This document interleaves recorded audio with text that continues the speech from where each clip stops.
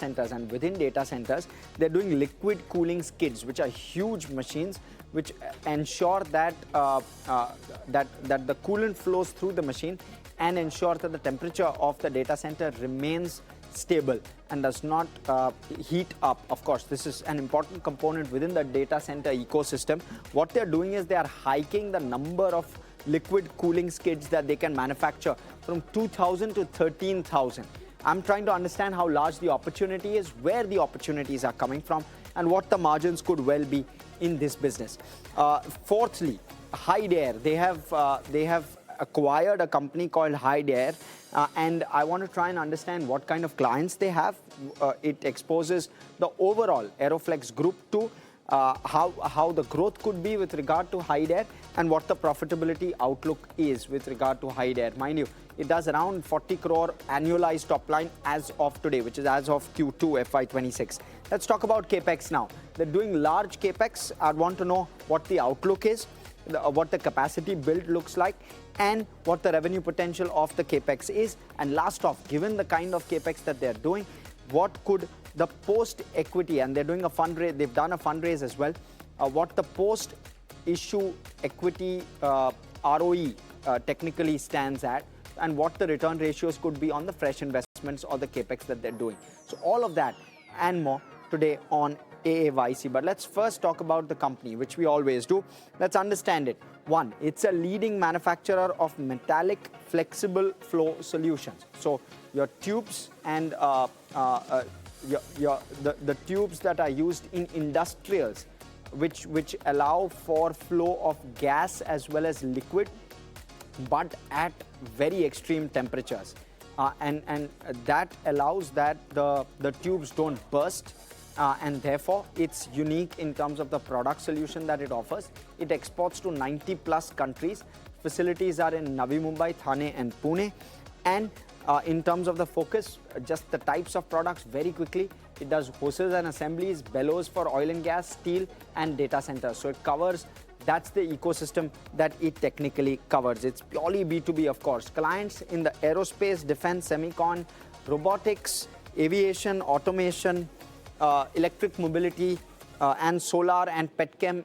So range of industries that it deals with. In terms of product mix, 27% of the product mix is new age, 17% is petrochem, and new age in the sense it's data centers and the like. 17% is petrochem, 24% is steel and metal, 20% is oil and gas, 7% refinery, and 5% metals and mining. That's the broad take. Domestic versus export revenue, 73% export, 27% domestic. 60% of the export revenue is to the Americas, and out of that as well, nearly 50% is to the United States of America. So large exposure in terms of the revenue. Around 20 to 25%, I believe, would be going straight to the United States of America, which is, of course, impacted due to tariffs. So we'll try and understand what that could mean roughly for the company. Now let's talk about the overall metrics as well, which we always do. In terms of geography, if we can very quickly pull that graphic up, 60% Americas. I described the North America component as the United States of America component versus other countries. Europe is 24%. 13% is Asia, 3% is Africa, and then the rest is others. 27%, of course, is domestic.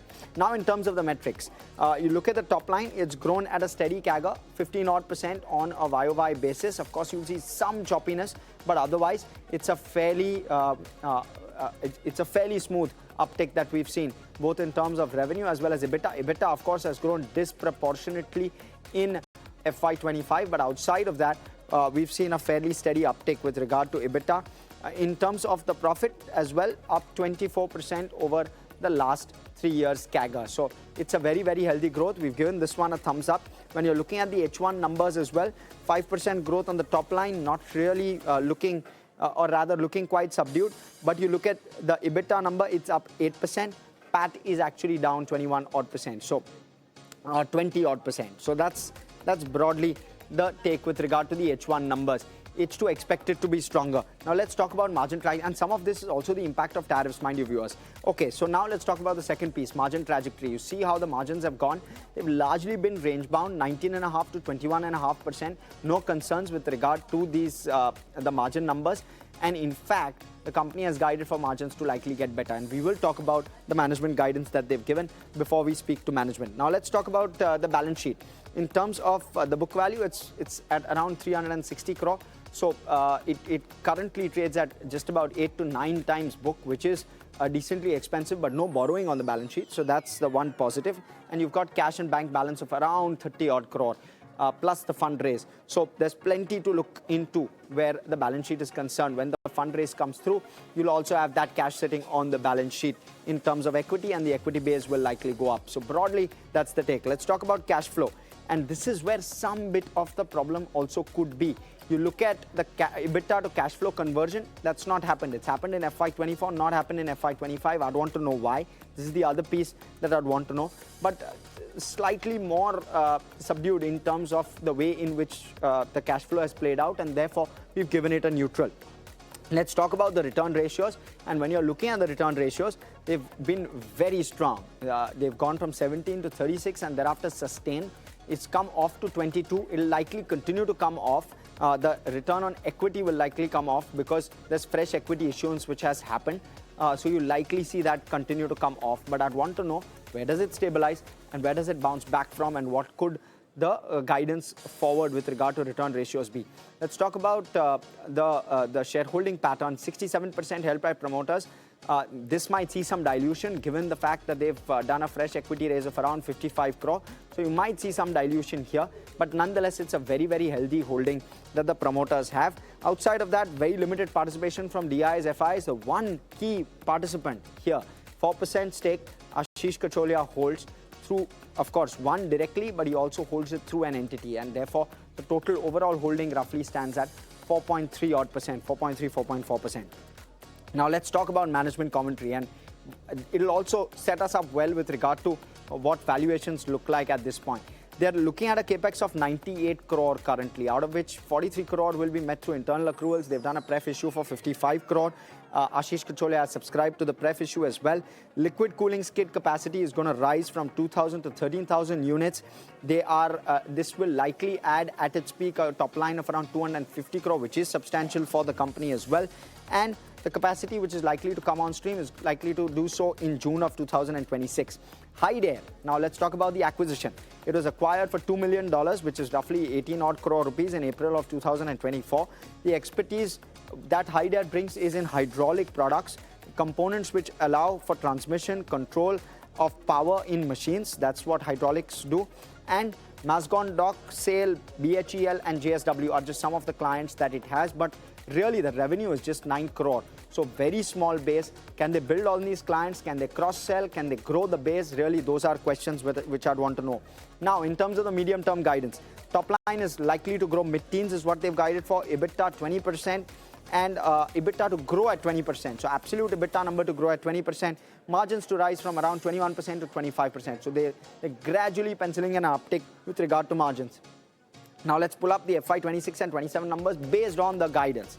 So this is obviously based on the guidance, but FY26 has been a difficult year from a US perspective. We'll add color to that, try and understand that better. But broadly, if everything were to go steady state, you will expect to see a 20% growth on EBITDA, which takes the EBITDA to 96 crore, top line to around 432 crore in terms of 15% growth. And that's how we arrive at the net profit, extrapolating or assuming a depreciation of around 20 odd crore. So that's how the broad-based price to earnings multiples add up, which is 38 times FY27. Now, if you look at the last 2-year average price to earnings multiples, it's roughly 33 times. So not exactly the best in terms of the valuations at which it currently trades at. But of course, really, there's a great investor who's bought in at around 190 rupees a piece. So therefore, that's something you want to just keep on your mind when you're looking at this company. But broadly, we've given it a neutral in terms of valuations. Just the fact that it trades above its 2-year averages, even versus a 1-year forward, is certainly something you want to be cautious about. So overall, that's how we stack up the picture. Now, 2 analysts cover the stock, just a 5% upside, nothing meaningful, and therefore we've not put it as part of the performance. But broadly, that's the snapshot of the performance. Now let's bring in Asad Daud, who's the Managing Director of Aeroflex Industries, to talk to us about how he sees or how he envisions the company going forward. Asad, first off, good afternoon. Let me start off by first understanding the impact of US tariffs on your business. And if that were to unwind, how quickly would growth come back for you and by how much? So we have seen, as of now, a little impact of the U.S. Tariffs on the business. The only impact that we have seen is in terms of the margins, where we had to share some of the cost of the tariff with our customers, but that is also temporary. And I think we expect that by January, if the tariffs go away, we'll see a significant uptake in demand coming in from the U.S. market. To add to that, we have not seen any cancellation of our orders, and on the contrary, we have seen some of our customers actually place new orders with us. So the impact so far has been limited, but obviously once the tariffs go away, you'll see a significant bump up in demand. So H1 has been sought for you, Asad. What would you attribute that to? So H1, so if I divide H1 into Q1 and Q2, so if you look at our Okay. Q1 numbers, so Q1 was very subdued in terms of the demand. But if you see the Q2 performance, I think that was very good. Although we wanted it to be, it could have been actually much better if not for the tariffs, and especially the oil penalty rebate that was imposed in the month of August. And if you see that, Q3 and Q4 would also be very strong for us, and obviously hoping for some relief on the tariffs, which will see significant new orders coming in from the US market, because US is our biggest market right now. Asad, how much of the tariff burden are you carrying? On an so approximately in the range of between 6 to 8%. Okay. Okay. And then the balance is being borne by your customers and they're okay with bearing that. Yes, because the kind of products that we supply, there is no immediate replacement for that product. So, these products have undergone a lot of certifications, a lot of quality controls and checks, which is not possible to just, change the supplier within a few months. Okay. Let me come to liquid cooling products because that's where the larger growth journey seems to be going towards. 250 CR in terms of top line. How quickly do you get there? Well, we would want it to get there as soon as possible, but practically speaking, I think it will take about 2 to 3 years to reach the peak utilization. And this is a completely new business segment for us, which the work started at the start of this year, and then we have shown a tremendous scale up in within a very short period of time in scaling up this business, and we see a huge opportunity in this space in India firstly, and then obviously then taking it global as well. And with the kind of data centers coming up, and because of the high computing power which is required in these data centers, especially the new ones that are coming up, liquid cooling is the only solution right now to cool the servers. And that's why we want to take the lead in India to become the first company with that kind of a scale to produce these liquid cooling skate assemblies. How difficult, how niche is this, Asad? Because competition will likely come in, and what's the kind of margin number that you're likely to derive on this 250 CR of revenue, if at all you are making that today? What's the broad margin number that one pencils in? So difficult to give an approximate number on that same because it's a new project for us. But in terms of the broad margins that we have calculated, it would be in the range of our current product segment. Also, it would also help us. So the first phase is obviously to focus on the market in India for liquid cooling skids. But then obviously, as the capacity is built up and as we see more traction coming in, even international market could be significant in India. Like just to give an example, the global liquid cooling industry right now is about 4.1 billion, and it's expected to grow at a CAGR of almost 27%. and become almost 21 to 22 billion by 2032. So we are huge opportunity in the next 5 to 6 years in this space. And competition is will come for sure. But for us, we want to have that first mover advantage where we'll be always one step ahead of the competition. Fair point, Asad. Now, you've guided for a mid-teens kind of growth. Is that on your current business? Because I'd find it difficult to believe that with the liquid cooling skids, you'll just do 15%. So the 15%, the guidance was purely on the current businesses that we had at the start of the year. So liquid cooling was a completely new project that we had started at the beginning of the year. And obviously, to be very honest, even we did not anticipate the significant surge in the requirement that we're getting from our customers, for the liquid cooling space. And hence, over the past few months, we have decided to scale it up at a really fast level, considering that the demand and the projections that we are getting from our customers. So the numbers of the guidance was mostly for the existing, core business of Aeroflex. And do you continue to do 15% on your core business? Yes, so Because, and apologies, I come from a perspective that H1 was softer for you, or rather Q1 was softer for you. So you retain your 15% guidance, so you'll do a catch up in H2 is what I'm trying to get to. Yeah, so H2, and if you've seen our historical numbers also, H2 has been in terms of better as compared to H1 throughout our history. So we definitely expect H2 to be better than H1. Like I said, H1 has been full of uncertainties, especially with regards to the tariffs. And like I mentioned, USA being our biggest customer in terms of a country, right? So that continues to be the biggest market for us. Tariff has, it's I would say a lot of the new projects that we were planning to onboard in this year, those have been delayed. But so I'm hoping that those projects will come up at the start of the next calendar year. And I'm sure H2 would be much better than H1. And with regards to the data centers, the skid assembly for the liquid cooling, right now we are. Okay, I believe we have Asad on a patchy line. We're just going to patch that right back. It's very interesting conversation that we're having. Okay, we have him back. Asad, please go ahead. Sorry. No problem. Am I audible now? Yes, Yeah. very much. Please go ahead.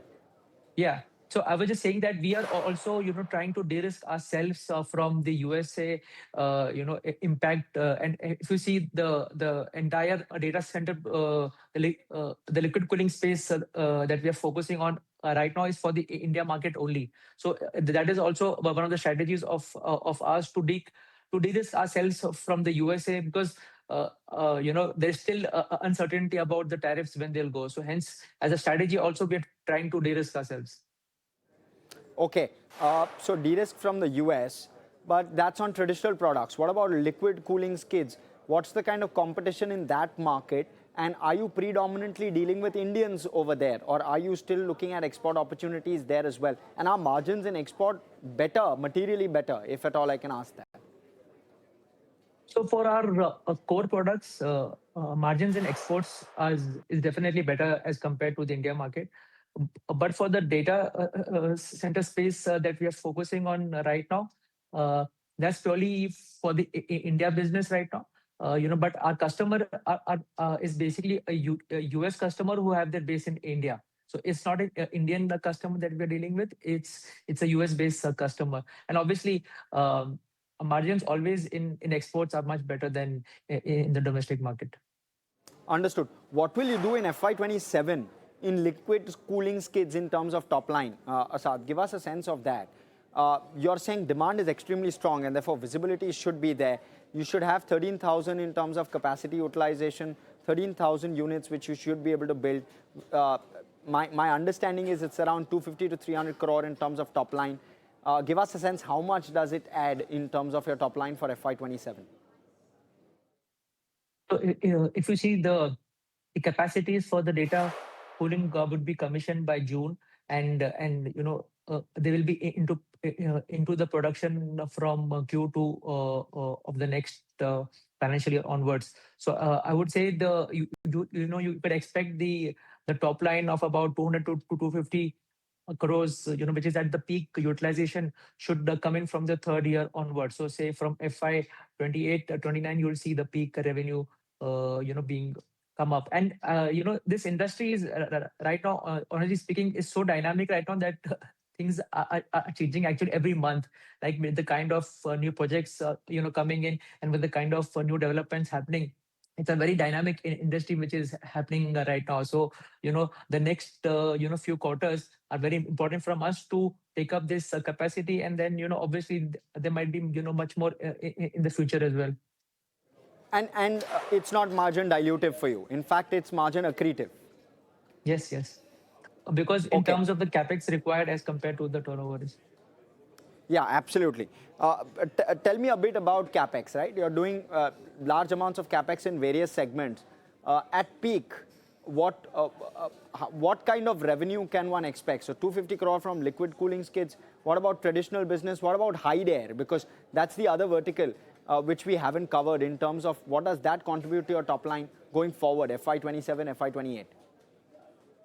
So if you see in terms of HydAir, like we did 9 crores last quarter, and we are planning some expansion in HydAir as well, in terms of the CNC machines that we require over there. So we expect HydAir over the period of the next 3 to 4 years, contribute at least 15 to 20% of the business of Aeroflex. Because we see a lot of potential opportunities over there, which and that was one of the reasons why we took over HydAir, is because of the potential that we see not only in India, but obviously in the future in the export market as well. Right now, HydAir is supplying mostly in the India market, but we see a lot of opportunities coming up internationally as well. Asad, HydAir top line margins FY28. So in terms of the numbers, it would be about broadly about 70 to 80 crores on a ballpark figure, with margins ranging between 15 to 20%. Okay, fabulous. Thank you so much, Asad. It's been an absolute pleasure breaking this down, and it's been wonderful speaking with you. Thanks so much for this insight. Thank you so much. Okay, and viewers, completely out of time on all about your company today on this edition. Hope this has been fruitful for you. It was a very interesting chat. New age and new tech industries that Aeroflex is venturing into and capitalizing on. Interesting play. Stay tuned, of course. More on the other side here on ET Now. Thanks for staying with us.